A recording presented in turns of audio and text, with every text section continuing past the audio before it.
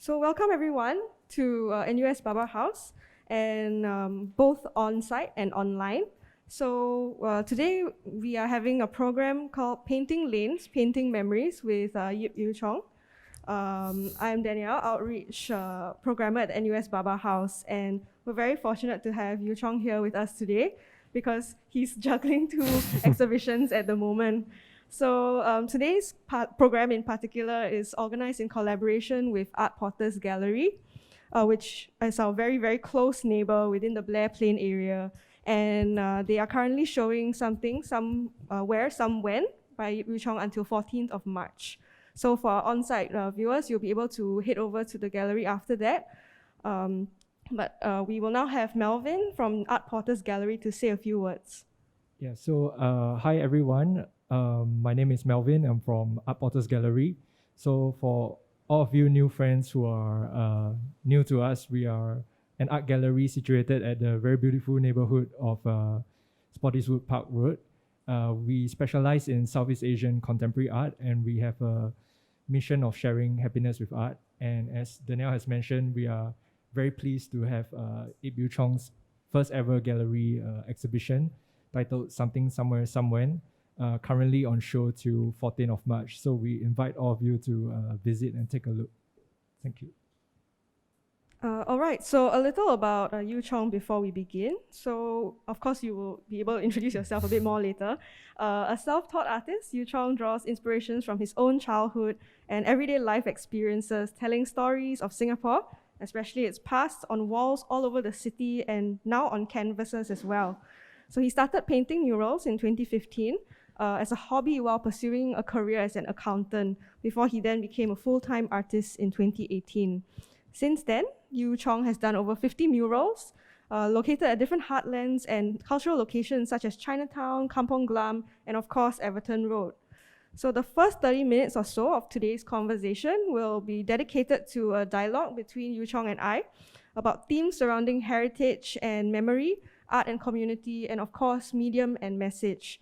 We will then be focusing on the three murals in the Blair Plain area in particular, after which we have about 10 to 15 minutes set aside for audience questions, where we will prioritize on-site audience questions first, followed by questions from our online audience. So after which, the online and on-site segment at the Baba House will end, and our on-site guests will then proceed to Art Porters Gallery to view Yew Chong's exhibition. All right, so let's begin. I think I will take off my mask, sorry. Yes, so yeah, so maybe to start off, perhaps Yew Chong, you want to tell us a bit about yourself and how you got started with painting murals in the first place. Thank you, Danielle. Yeah. Thank you, Melvin, for hosting this show and everyone for attending. How should I introduce myself? I always try to introduce myself first as an accountant because I've spent over 25 years of my life being an accountant. And then recently, 2.5 years ago, 2018, I call myself an artist, a full-time artist. I was born in Chinatown, Singapore, and that's why you see many of the themes of my paintings, whether murals or canvases, they were around Singapore and Chinatown themes. I moved to this neighborhood, Spottiswoode Park Road to be exact, one of the block of flats at the end of this road, 25 years ago. That was when I got married, and that's how I moved here. I just celebrated my 25th anniversary with my wife, so it's very easy to remember. Yeah, I knew this neighborhood inside out for the last 25 years. Okay, so how did that start your interest in painting murals? Yes. As a little boy, I have always been drawing, but drawing on crayons, color pencils, magic pens, on papers. I even joined many art clubs in my school days, primary school, secondary school, JC, even university. So art has been my life all along. I was even enrolled in the army days to design things for the platoon, for the company. And in universities, I also make like lanterns and draw backdrops, drama backdrops for shows and dramas. So nothing new. But when I started to work as an accountant, I had little time to draw. But I still do. I still did. Not as much as I wished. So say in the whole 25 years as an accountant, I drew probably things that I can count in my two hands, less than 10 or so. Serious paintings, but of course sketches, I drew many sketches. 2015, I took a break from work, and that was really the beginning. I took a break from work and I tried to paint murals. Where else other than my neighborhood, Everton Road, very close to Spottiswoode Park Road. So that started my journey of being an artist. I painted a mural, which fortunately it was very warmly received. And after that, I got a lot of commission requests to paint murals. So between 2015 to 2018, I overlapped my painting on the weekend only and my day job, Monday to Friday, as an accountant. 2018, I decided to switch fully, to dedicate time to being an artist because of the encouragements and motivation I received throughout the 3 years of overlap. So the first mural that you painted was Amah in 2015 on Everton Road. So what gave the inspiration for the particular mural that you made, and what was the process? How do you choose that wall, and how do you choose the idea of Amah to be placed there? Yes, so the saying goes, always try to start something at home. Okay, that's why I chose this area. I live at Spottiswoode Park. I just walk through that alley at Everton Road every day, buy lunch, fetch children. That's why I wanted to paint something in this neighborhood. It's near my home. I chose the theme of nostalgia because I thought this area, Everton Road, Blair Plain Conservation Area, Spottiswoode Park, is a very historic place. Just like this very Baba Museum is right, with all this history, rich history. The rows of shop houses in Blair Road, even the railway yard, it was so charming and so nostalgic. And not many people also know that there are at least 3 heritage trees, protected heritage trees in the Spottiswoode Park forest area. So I wanted to paint something that matched the place. Therefore, I chose nostalgic things to match also the house that I've chosen. To find the house, I actually went around the whole street knocking on doors. Knock, knock, knock, knock, knock, knock. As with many houses, they don't open because either people are working or maybe some maids, they will open but say, my master not at home. You never get anywhere. So I Googled the address that I spotted that house with the wall, nice wall. I found that the house was out for rent. So I went to call up that number. And so happened the property agent told me, oh, what do you need? You want me to introduce you to the owner? Why? I said, I wanted to paint on the wall. I WhatsApped to her the picture of the barber scene, which inspired me because it's a back alley where barbers used to ply their trade. I sent it to her and asked her, can you convey this to the owner? The owner agreed to meet me because he also saw the nostalgic scene, which he liked. So after we met, the owner told me that he is a Peranakan. He wanted a Peranakan theme instead of a barber theme. So overnight, I Googled a Peranakan. So I decided to draw the batik and the sarong, which is very Peranakan. And I showed him the next day. He liked it, but he also asked me, can you also draw the barber? That's how this barber and the Amah mural came about. But I also mixed my own childhood memories into the scene. For example, the Amah which was washing the laundry, the Paranaga batik, was actually a real person I knew many years ago, who was a coolie tenant in my old Chinatown home.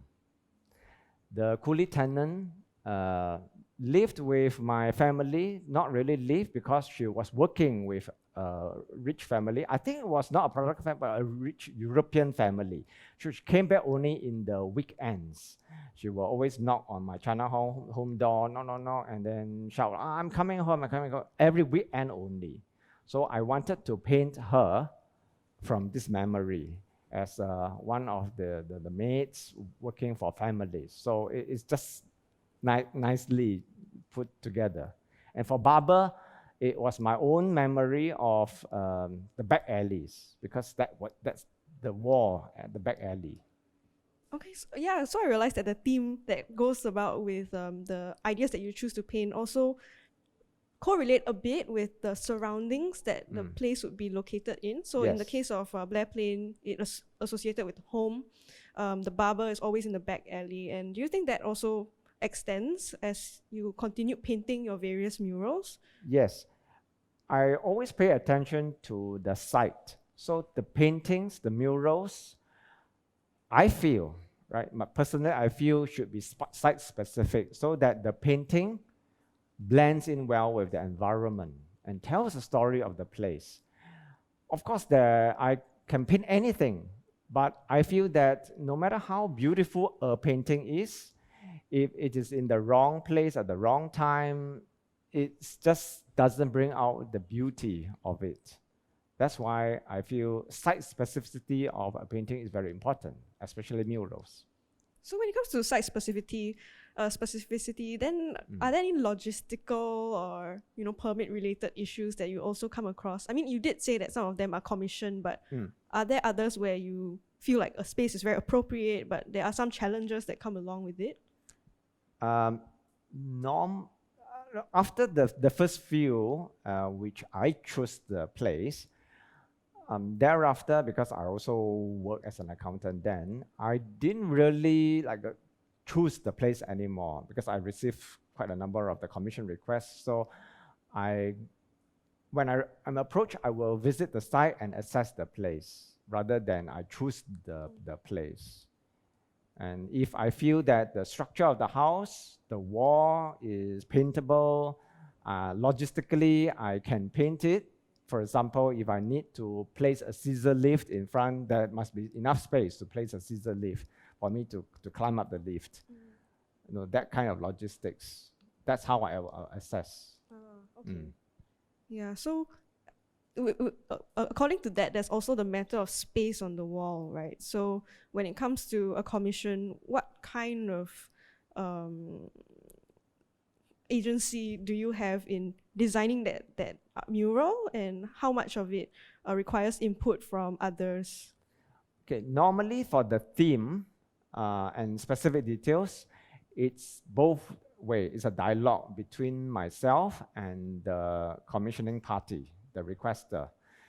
For example, that wall with the provision shop just at Spottiswoode Park Road is the commissioning party, the house owner's childhood memory of himself, of a provision shop there, of ice cutting in the provision shop. He even told me that every 5 p.m. there will be a push cart with a beancurd vendor coming, ring the bell to the cross junction of Spottiswoode Park Road and Everton Road. So he narrated this to me. And based on this oral history, I presented an idea of a sketch. And once approved, that's how it happened. So it's both ways. And I also mix with my own memories of what's inside the provision shop and how the beancurd store looked like. So it's both ways. Yeah, I think if you walk around the neighborhood and you do see it, there is a lot of detail within each and every segment of the mural as well. And I think I read on your website as well that you while in the process of painting, people also come to you with their own opinions or own suggestions of what to paint. Yes. So how much do you communicate with even the passerby that comes along? A lot. Right. A lot. So many passers-by, especially the seniors, they recognize something that is not right, they will point out to me. For example, the Amah washing the laundry. At first, I painted the washboard with the grooves all the way up to the top of the washing board, which is wrong. Obviously, it's wrong. Now I know. You need somewhere to hold it. Yeah, that should be a flat part. So, and a lady came by and said, no, this part should be without grooves. So I had to correct it. And then even in the provision shop, so I painted all the things, and someone said, no, the rice sacks shouldn't be just put on the cement floor. Otherwise, the moisture from the floor will get into the rice. Please draw some planks to support it. So I added it. Yeah, so there's also a lot of working on it while it's happening as well. Yes. And yeah, it's quite nice that all of the passers-by do have some way and can help you out contributions with from it. the public. Yeah. Make it more accurate, more authentic. Yeah, I think that's a good thing also. If not, then Yes. it will not be as some people remember. But at the same time, what are kind of some of the reactions that you've had by people viewing your murals or art in general? Reactions. Very varied reactions. Some of the happy ones, I feel people come forward to tell me how happy they feel looking at the paintings. For example, there was once I was painting below a HDB block in Woodlands. A lady came by. She was standing behind me for a long time. And then she decided to tell me, I had a bad day at work, but I'm coming home. I stopped by and I saw you painting this scene, which really caught my eye and rebuilt my day. You know, these words really bring joy to me that I can bring happiness to people. That's nice. But yeah, I think I do see that a lot, especially because you're on social media, and a lot of the responses that we've seen to a lot of your artwork is also up online as well, and a lot of them do show their gratitude, their ability to connect with the past, especially those who are older or are old, who want to share a certain space with their children, or children asking what this particular thing is or this particular scene is about. Yeah, so that's really nice to hear. I was also wondering if there are any negative reactions that come from your negative work. Reactions. Not particularly negative. Of course, I also take a lot of constructive feedback where people point out, oh, the figure you're drawing look very cartoonish. Yeah, I accept it and I keep improving. So I went back to polish it, and hopefully everyone can see that my murals painted in 2015 and compared to 2019, I didn't paint anything in 2020. They are different and they have improved. Yeah, I see it as constructive feedback. Yeah. Yeah, I think especially because you've already been working a lot with the community in the beginning, that all this feedback always comes as a constant thing. It's not like suddenly somebody will come around and say all these things to you as well. Yes. I think, yeah, in relation to that sense of, some people think that it's very cartoonish or there are certain items. How do you feel the act of mural painting itself differs from perhaps what you're doing right now, which is that of moving on to the canvas? Because what I imagine is, of course, a mural is so big and the perspective is so different because you're standing right in front of it and you look at the entire space, and you probably have to, how to say, you need to adjust a bit as you go whenever. And this year, especially with the two exhibitions that you have, you're currently looking at more of painting on a smaller scale, painting on canvas. So what is the transition that you felt to that? Or was there never a transition since you've painted so much before? Yeah, there was never a transition because in fact, I painted on canvases much earlier than I painted on public walls.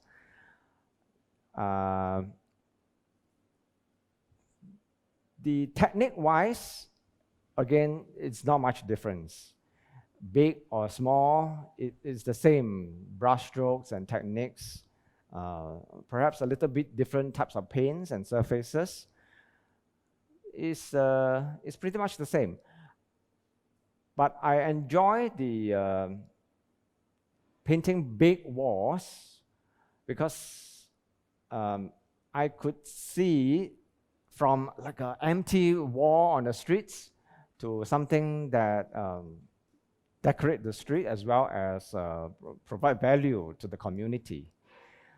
As much as I also enjoy painting on canvases in comfort in my studio with air condition, without the sun I and didn't think rain. of that as a logistical Yeah. possibility. And moreover, painting on canvases has the value that it can be kept for much longer or even eternally. Because ultimately, walls are transient. Wall murals are transient. You cannot keep any murals forever. Especially Singapore weather, hot weather, wet weather, murals will deteriorate. Whereas painting on canvas, I'm hoping that whatever I do now can be viewed for generations to come. Actually, what do you think about the idea of the mural being very ephemeral? If it is going to be removed soon, if for example, the landlord changes and they would like to paint over the wall, what are your thoughts on that? Or even vandalism, if somebody just comes in the dead of night and paints over it? I'm perfectly fine and I understand the transient nature of murals. Therefore, I never cling onto a mural. I'm happy that, in fact, some of my murals that I painted in 2016, in fact, many have already disappeared, right? Whether they are in a public space or inside an indoor, some of them have totally disappeared. I am perfectly fine because I keep them as a memory and I have photographs as a documentation that this has happened before and the process I've enjoyed it. So I never like to cling on to the murals. But where they exist, of course, I wish that they are in the best form for viewing. I'll give you an example. Recently, I have seen some of my murals in Chinatown where like dustbins were placed in front of the murals. At first, I found it very interesting because the dustbin matches the murals. In fact, in Kampong Glam, I saw one picture. Someone took the dustbin. The teh tarik man was pouring the teh into the dustbin. It was so interesting. I posted it. There was so many people. Wow, you created it? No. It was somebody who just took it. I mean, this is part and parcel of street art. However, I also wished, of course, that the public or people at large will appreciate a painting or an art as a piece of art and not overly careless and just destroy it while it is in existence. And appreciate so that other people can also appreciate it. Yeah, and I think I do really see how the public sees, for example, your works in the alleyways as kind of a hidden gem as well. You know, when you walk by Chinatown and you just go into a small alley and suddenly you see, for example, the lantern man. So yeah, hopefully, you know, the public will also not damage your murals in any sense. No, so far, all my murals have been very intact. Yeah, there was some scribbling here and there, but like I said, I found it very interesting. People even bothered to write the 4D number beside the mural. So to share joy perhaps with others. I hope the others also win the lottery. So it seems like the practice of painting murals is also a process Yes, that yes. continually evolves with both you as well as the viewer. Yes. And yeah, the one of Amah as well, you painted it with that electricity box in front of it, where the boy looks like he's also picking out from a bit behind, from it. yes, Yeah, the box. so Yes. there is that interaction also with not just animated like humans, but also just nature and the dustbins, as you said. That's an interesting point. Yeah. So, how do you think your practice of painting murals fits into perhaps the larger blossoming community of people painting murals in Singapore in general? I know in this area, especially in heritage areas, it seems like murals are being painted more often, especially at the Eng Ong Tong building with the whole mural done by Sam Low as well. So then do you see that all coming together? Okay, I'm actually a latecomer when it comes to murals. I only started in August 2015 with my first public mural. Latecomer because in 2015, early part, before August, so many murals have already popped up all over the island because of the SG50. Hundreds of murals have already popped up. But I'm glad that despite I'm a latecomer, I didn't miss the boat. I had my own space and I found my own niche. Even so much so that I feel I have contributed to the art scene, especially murals in Singapore. It's my style of painting more nostalgic things, complement with the many styles already in existence, graffiti styles, tagging styles, abstract styles, very colorful styles, to black and white sketching, doodling styles. All these styles put together gives that kind of a diverse, vibrant street art scene that we should have. It shouldn't be just one style, one theme. It should, for a city to be vibrant, it should be like that. Lots of diversity so that diverse groups of people can enjoy and learn, cross-learn. And on different themes as well. Yes. Because yours will be on nostalgia, some could be more on commentary or other aspects as well. Yeah, that's a good point. Perhaps we want to wrap up this dialogue just between the both of us and just open the floor as well to any questions that the audience may have. Do you have any thoughts? Oh, yes, we have one. Perhaps we can have the microphone.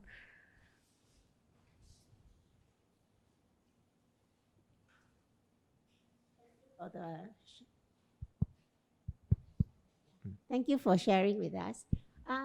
Just two quick questions. Did Amah see the drawing of Amah, of her? And where the street murals are still on display, over time, would you feel the need to maintain them because of the weather elements in Singapore? Unfortunately, the mater that I depicted in the Amah mural passed away in the early 2000s. I can't remember at the exact year. It's in the early 2000s. But I have photographs of the lady. The second question is whether I maintain the murals.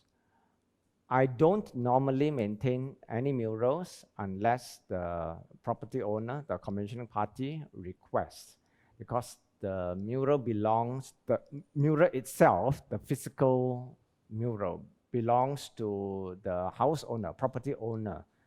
Why? Because the wall, the house, the brick and mortar all belongs to the house owner, although I own the intellectual property right. So without permission from the house owner, I never should go and touch the artwork. But I have been invited by some of the commissioning parties. For example, last year, the Muhammad Ali Lane mural, the face of the mask maker fell off because water was seeping to the wall. So I was invited to touch it up.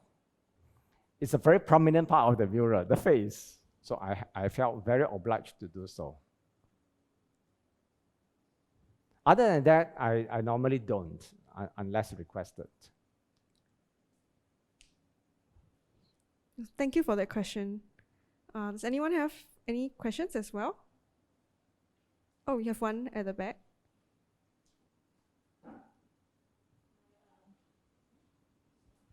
Hi, Yew Chong. Very nice sharing. Just a little bit of a random question for, like, say, Penang, the person who did the murals in Penang, Ernest Zakharevich. He, after a few years, he kind of lamented that he thought that the murals actually accelerated the gentrification of Penang, and he thought it was probably, he wanted to paint it over just so that it is less of a, what he says, a circus when people are queuing up to take photos of it. Do you think it's ever a problem in Singapore? Sorry, I cannot quite hear the first. If you.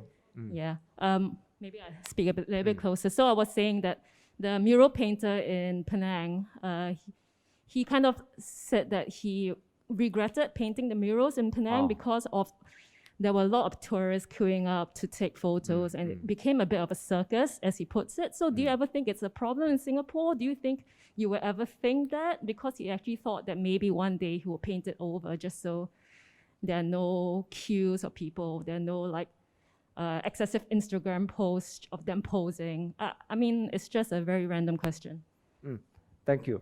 I can empathize. What Ernest Zakharevich is the artist who painted the murals. I read about that too. Fortunately, for example, Everton Road, this area,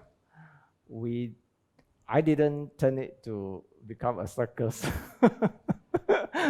Right? I think that the three murals here, which is just three or four now, are just about nice, not to overcrowd the whole place, and well spaced out. And we still have retained the ambience of the place, that we didn't what's that term used? Turn the place to become too Commercialized. commercial or touristy. Oh, I remember the word, gentrified. Yeah. So I really like this place. So I don't think we have come to that stage. And also, moreover, I don't think, because the murals here in Singapore are also quite dispersed around the area, in the island. They are not, unlike Penang, lots of congregated in Georgetown, historic district. So I don't think that we are at that stage, and we won't probably reach that stage. Even you look at Haji Lane, right? I think it still has that vibe and ambience of Kampong Glam. Not that people will queue up, and it makes the place vibrant instead of being a circus. That's my opinion. Yeah, I think there has to be a balance, because on one hand, a mural may give a otherwise unknown space some new, interest, especially for people who haven't visited it before. And perhaps because Everton is usually quite on the outskirts of Tanjong Pagar, that we have not experienced this form of queuing. And of course, I think the Singapore Sun does not allow people to want to queue for a mural also. But at the same time, there is that danger that if we do keep having a lot of contributions to this gentrification, that a lot of more people will transform a space in ways that we have not expected as well. Yeah. Thanks for the question. I think, yeah. Any more questions? If not, we will see our online audience if they have any questions. Okay. So, we have a question about. Thank you, Yew Chong. You mentioned that you were glad to find a niche area in the existing street art community. Could you elaborate on your own niche area and share your thoughts on the evolving street art community in Singapore these last few years? Okay. So I think we did talk about that a bit already, but if Yeah, I anything can to add. elaborate. When I say niched, at first, because I started with painting nostalgic scenes, most of the requests, in fact, all the requests that subsequently come to me were to request for painting nostalgic scenes, which I find I may be pigeonholed. Because I don't want to be pigeonholed, I want to practice whatever I like. But because they come just like this, all the requests are like this, I find that, I'm actually recognized for that strength. Why don't I make it my niche? It's good to be recognized for something that you're strong at. So that I consider it as my niche now. Of course, on the side, I would, of course, still want to explore other forms of art and mediums and themes. Do you have any perhaps murals upcoming, or do you prefer that you be focusing on canvas? Yeah, I will have some murals later part of this year. Most of them are actually postponed from last year. Last year, I didn't paint any murals at all because of COVID-19 in Singapore. I was in Cambodia last year painting some murals in February, and when I came back to Singapore, lockdown. Were they finished? I Were they also finished? want to answer, sorry. They were finished, right, in Cambodia? Yeah, Okay, they were. I also want to answer the second part of the question, the online question about how this street art community, scene, right, yes, has developed. In my opinion, street art is a general term for any art on the street, but of course, to some people, the street art really refers to the original type of street art, which is the spray painting. Nevertheless, whatever you call it, street art in general term, it's anything on the street. I feel that in Singapore, it is developing. I will use the word developing. It's not mature, but developing. So people who are doing it, like myself and my fellow friends, as well as the public who appreciates it, as well as the authorities governing it, all these parties coming together are it's like finding what's the right balance. Right? Should artists have more freedom to express rather than going through authorities for so many levels of approvals at some places? Should the public also learn about different genres of street art and what it means, what can they contribute to society, and also understanding about intellectual property rights? No? We are not quite there yet with all this. Right? Everyone is finding the learning. That's why I use the term developing. Yeah, I see what you mean, especially because now a lot of the street art is commissioned or already, there is a permit for it already. But of course, in other places where street art is really, you just go to the wall and you paint something, that is not currently the situation in Singapore. Yeah. So that in a way can also restrict the creativity. But the controls is also important. Otherwise, like we talked about just now, it can end up like in Penang, where if there are too many, it can be overwhelming. And like Ernest used the term circles. Yeah, I think that's a good way to put it at this point, at this juncture at which we are looking at street art. I think to summarize, we'll just use this as our last question before we wrap up. Okay. A lot of the questions actually ask about your future plans. So Future plans. yeah, so questions like, would you consider publishing a book on your work, or would you consider teaching painting? Do you want to answer those questions? Okay. Specifically first, publishing a book. I have explored publishing a book 3 years ago. In fact, I was telling many people I wanted to publish a book. That was one of the. But after discovering that actually took a lot of time, required a lot of time and very good photos of a documentation of my artworks, which I sadly say I don't really have. Plus, it also costs a lot of money. I decided to hold that off. And then teaching. Yes, many people have also approached me to teach whole classes. My answer has always been, at this time, I don't feel I am too qualified to teach. I will share. Like this session is a sharing. I give talks to schools, to organizations, even digital works. I share how I do, but I don't say teach. Okay. One day I will want to attend a proper art school and learn various courses so that I feel that I am more qualified to teach with the proper theories and the techniques.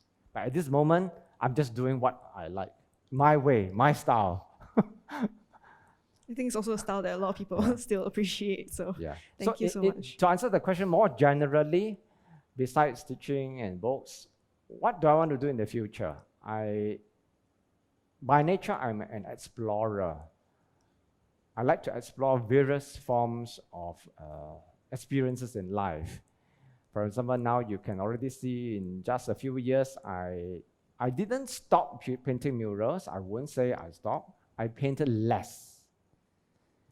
I wanted to also spend time to develop my canvas painting, installations, and ultimately, my very ultimate dream is to make a feature film, filmmaking, which has always been what I like to do since like 20 years ago. I wanted to attend film school, never, but I explored murals, canvas paintings, and I got into what I'm doing today, which I'm very happy. So let's see how it goes. At the moment, I will have my hands with murals, I will still do. More canvases, maybe installations. Oh, canvases also, I want to explore more oil painting, watercolor, besides acrylic, which I am always showing. And hopefully also not just locally, but more internationally.